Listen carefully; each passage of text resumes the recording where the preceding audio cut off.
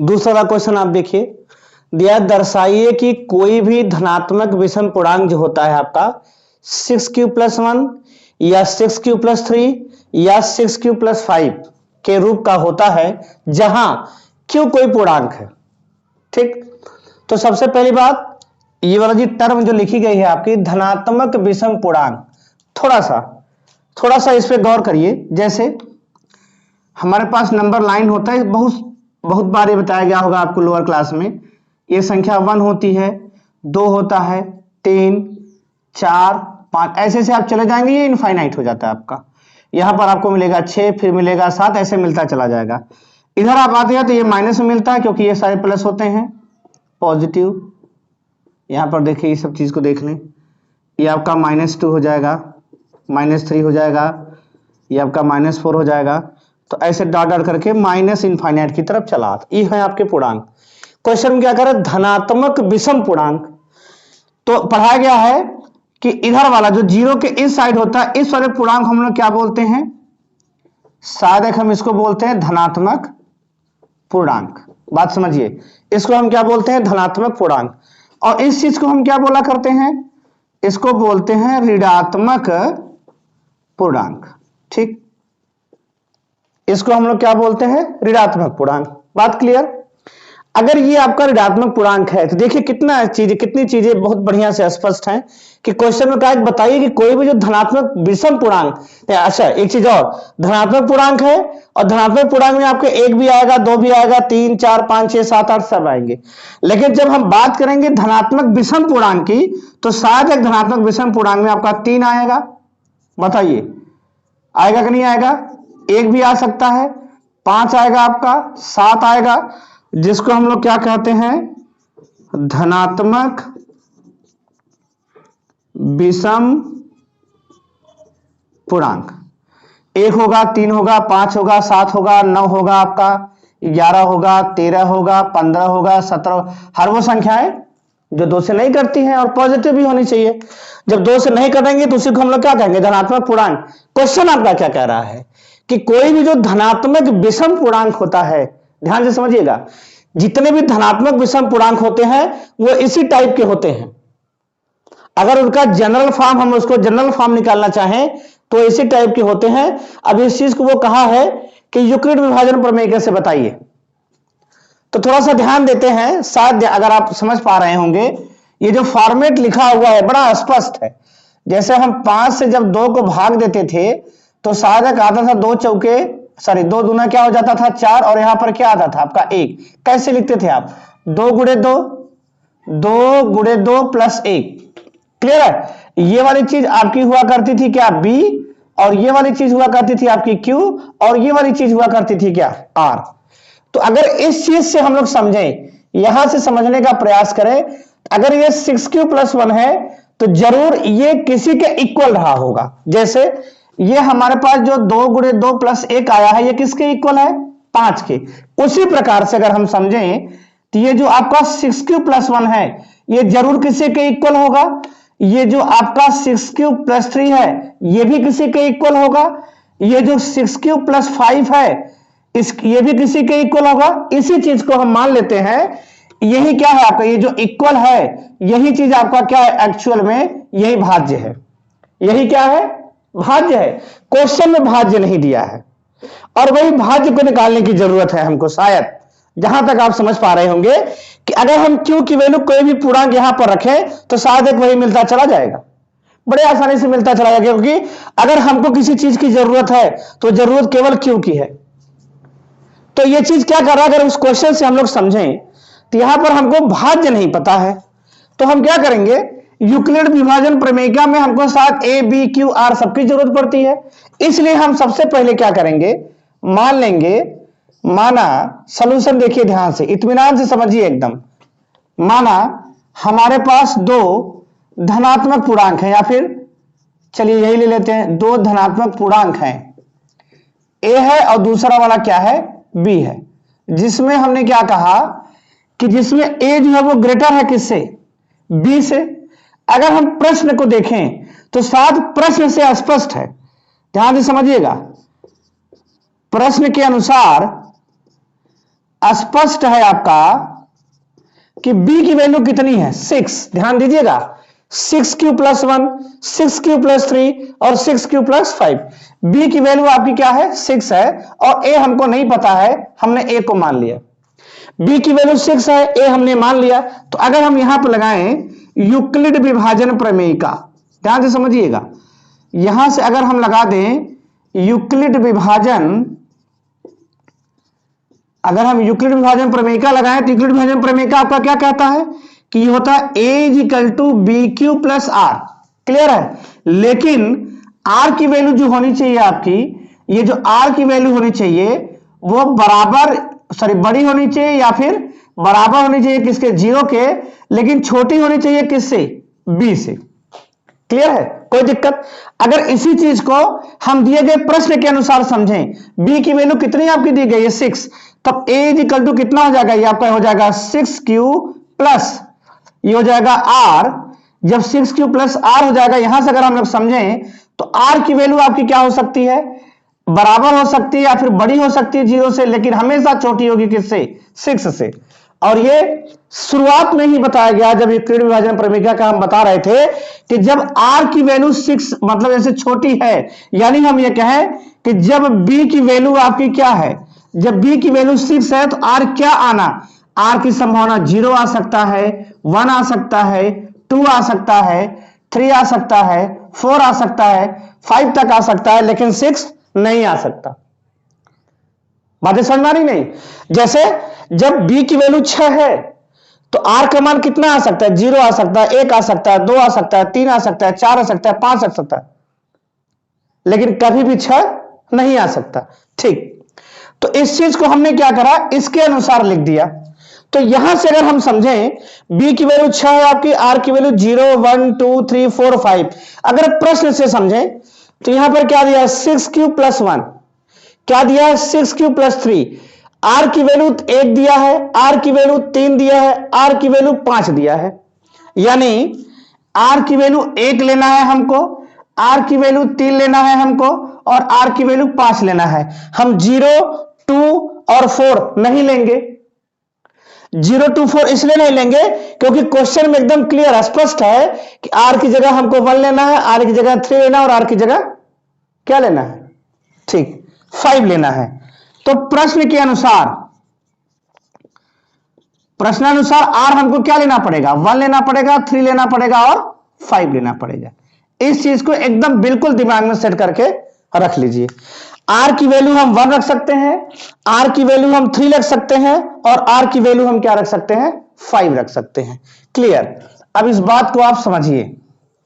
पहला वाला केस देखिए, जब हमने r की वैल्यू क्या ले लिया 1, ठीक, r की वैल्यू जब हमने 1 लिया, इसको आप मान लीजिए इक्वेशन नंबर 1।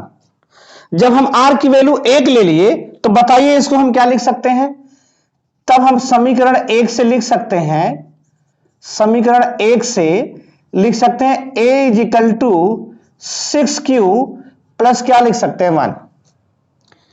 अब a = 6q + 1, क्या ये विषम पूर्णांक है कि नहीं है, इस चीज को हमें चेक करना पड़ेगा। कैसे चेक करेंगे, क्वेश्चन में कहा है q क्या है, कोई पूर्णांक है, हम q की जगह वैल्यू रख के चेक कर सकते हैं, इसको बोलते हैं वेरीफाई। अगर ध्यान से समझिए, हम q की वैल्यू इसमें रखते चले जाएं और अगर जो दिया गया नंबर है, जो हमको नंबर मिलता है, अगर वो विषम पूर्णांक होता है तो हम कह देंगे 100% जो विषम पूर्णांक होता है वो 6q + 1 के रूप का होता है। तो चेक करते हैं, देखिए जब हम q की वैल्यू क्या रखते हैं 0 रखते हैं, ध्यान से समझिएगा, जब हम q की वैल्यू 0 रखते हैं तो शायद है a की वैल्यू जो आपकी आती है 6 × 0 + 1, यानी ये कितना आ जाएगा 8। बताइए ये विषम संख्या है कि नहीं है, बिल्कुल है विषम संख्या, बिल्कुल विषम संख्या है ये। फिर हम चेक करते हैं q की वैल्यू हम 1 रख के चेक कर ले। जब हम q की वैल्यू 1 रख के चेक करते हैं तब आपका जो a आता है, ध्यान से देखिएगा, तो जब आपका a आता है 6 × 1 आ जाएगा +1, 6 का 6 और 6 और 1 मिलके आपका क्या आ जाएगा, ये आ जाएगा 7। बताइए 7 विषम संख्या है कि नहीं है, बताइए विषम संख्या है कि नहीं है, बिल्कुल विषम संख्या है।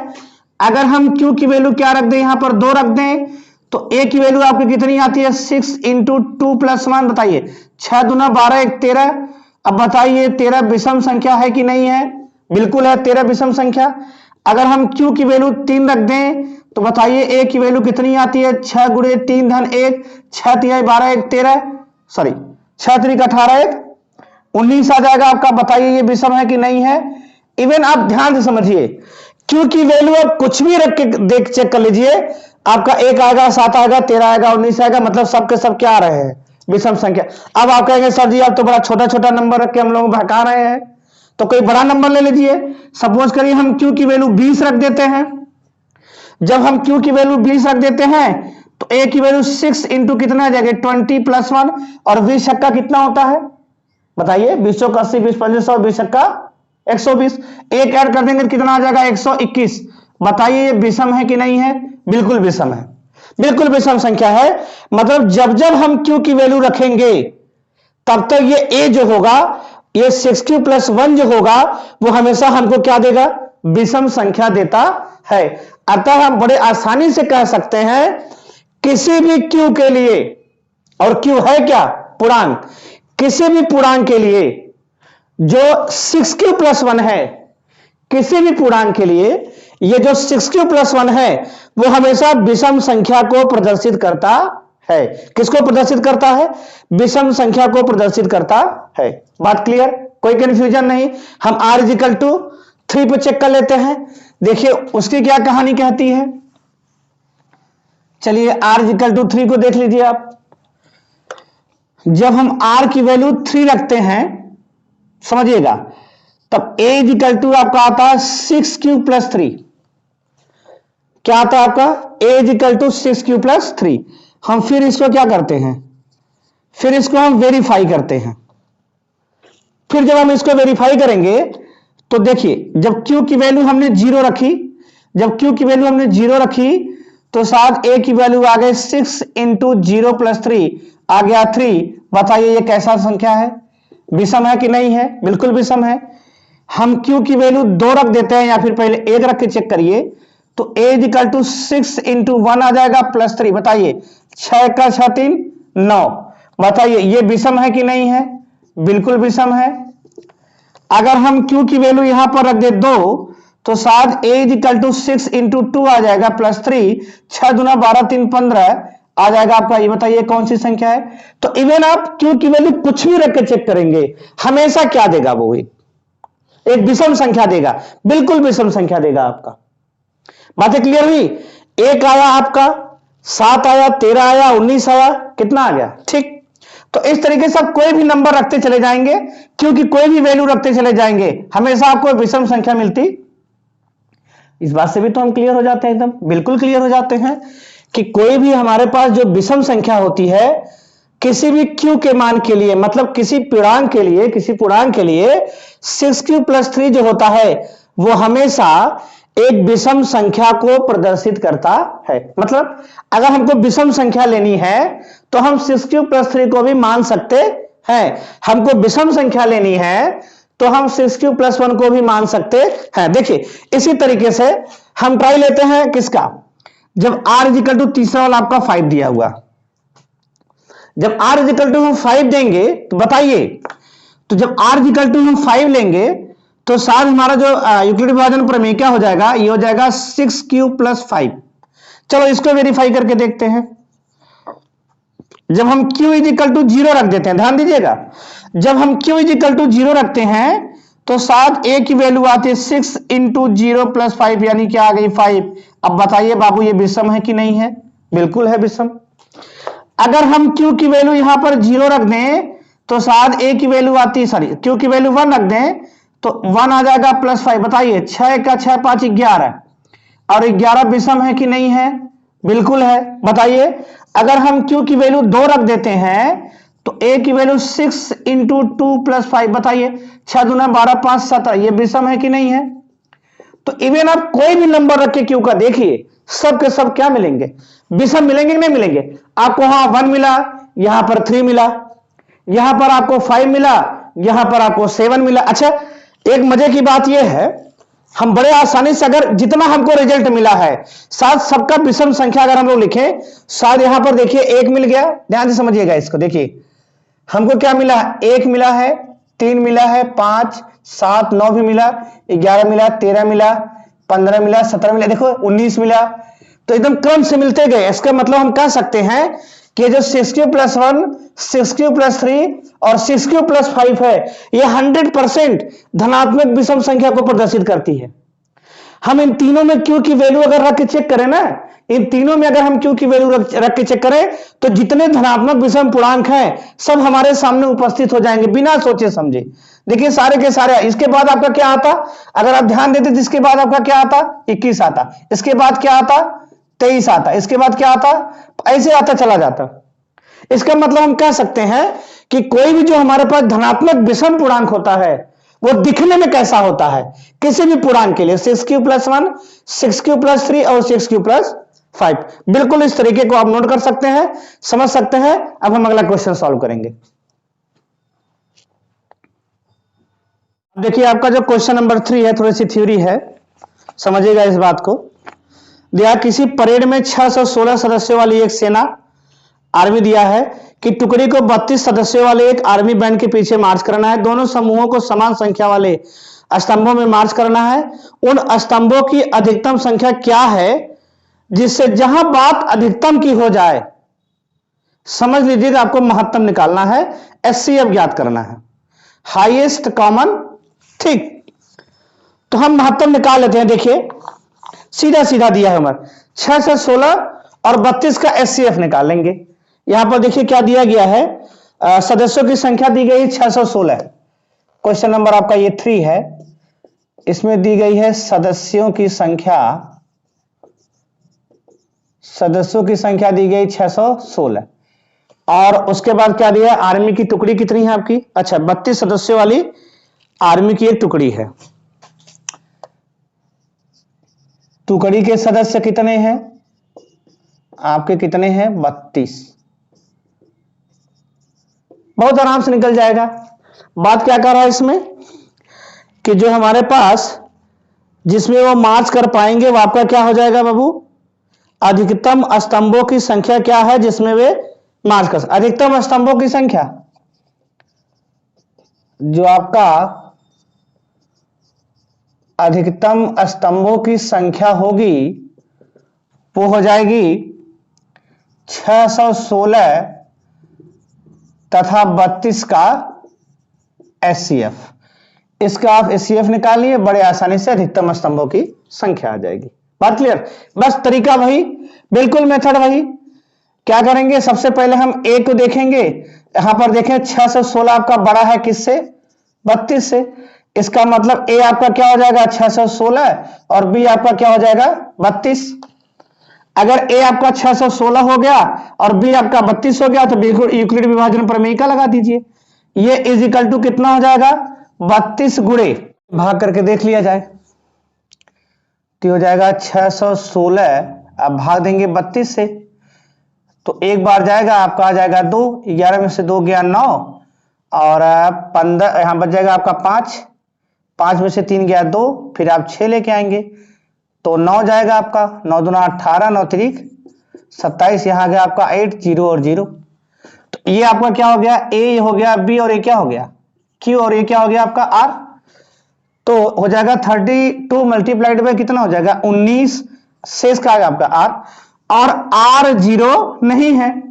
तरीका क्या कहता है, अगर आर 0 नहीं है तो आपको तुरंत क्या करना है, पुनः क्या लगा देना है, यूक्लिड विभाजन प्रमेय क्या, किसमें बी और आर में। तो बी और आर में आपका कौन बड़ा है, बी बड़ा है, यानी 32 इज इक्वल टू क्या लिखेंगे, तो देखो बी की वैल्यू कितनी हो जाएगी, यहां पर 8 हो जाएगी मल्टीप्लाइड बाई 4 प्लस कितना हो जाएगा आपका 0। यहां करके देख लीजिए ना, यहां 32 लगा देंगे किससे 8 से भाग देंगे तो 8 चौके क्या हो जाएगा आपका 32, कितना आ गया 0 0। आर की वैल्यू आपकी क्या आ गई, आर की वैल्यू क्या हो गई 0। मतलब हम कह सकते हैं कि शेषफल आपका क्या है 0। तब एचसीएफ कितना हो जाएगा जी, एचसीएफ किसका किसका 616 और 32 का एचसीएफ कितना हो जाएगा 8। अतः हम कह सकते हैं कि अधिकतम स्तंभों की संख्या जो आएगी आपकी अधिकतम जो अधिकतम स्तंभों की संख्या होगी वो कितनी आ जाएगी? 8। क्लियर? Very good. अगला